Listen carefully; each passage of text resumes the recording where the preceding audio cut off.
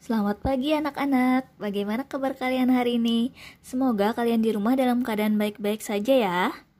Hari ini kita belajar IPA tentang konduktor dan isolator. Nah, sekarang kita langsung saja ya.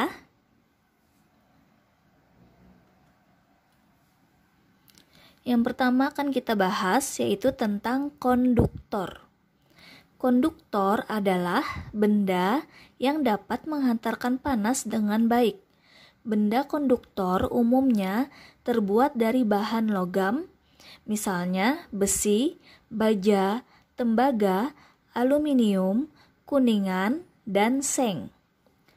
Logam aluminium digunakan untuk alat-alat memasak seperti panci, wajan, dan cerek. Alat-alat tersebut dapat menghantarkan panas dengan baik.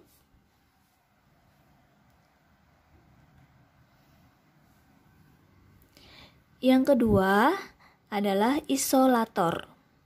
Isolator adalah benda yang tidak menghantarkan panas. Benda isolator umumnya terbuat dari bahan bukan logam, seperti karet, plastik, ebonit, kayu kering, dan kain kering. Kayu dan plastik atau ebonit merupakan bahan yang lambat menghantarkan panas. Kayu dan plastik atau ebonit adalah isolator panas. Kayu dan plastik digunakan untuk membuat pegangan atau gagang pada wajan, panci, sodet, dan setrika.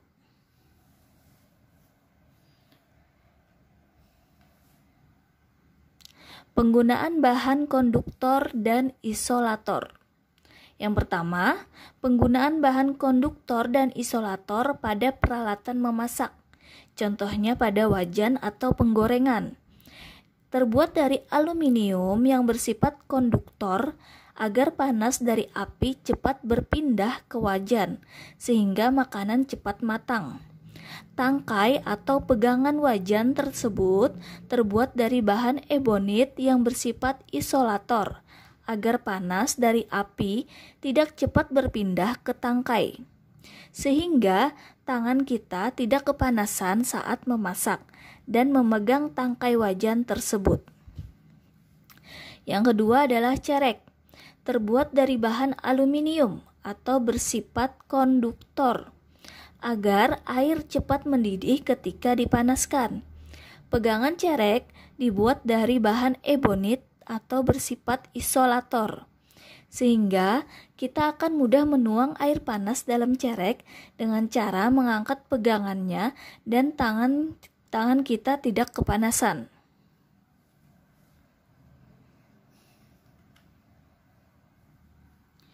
Yang ketiga, setrika listrik.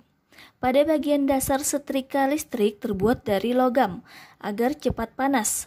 Gagangnya biasanya terbuat dari bahan plastik. Yang keempat adalah termos, berguna untuk menyimpan air panas.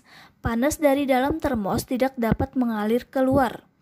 Panas dari luar pun tidak dapat masuk ke dalam termos. Dengan demikian, termos dapat berfungsi sebagai isolator panas. Yang kelima adalah selimut, termasuk juga konduktor. Udara disebut isolator karena tidak menghantarkan panas dari tubuh kita, sehingga saat tubuh memakai selimut tetap terasa hangat. Begitu juga dengan jaket dan sarung tangan wol yang bersifat memerangkap udara. Yang keenam, oven atau pemanggangan. Menggunakan prinsip perpindahan panas secara konduksi. Oven menggunakan bahan aluminium. Aluminium diharapkan mengantarkan panas dari sumber panas agar tidak keluar oven. Panas tersebut dapat mematangkan kue atau masakan yang dipanggang. Pemanggang biasanya berbentuk kotak dan tertutup. Bentuk yang tertutup ini ingin memaksimalkan panas untuk mematangkan makanan secara merata.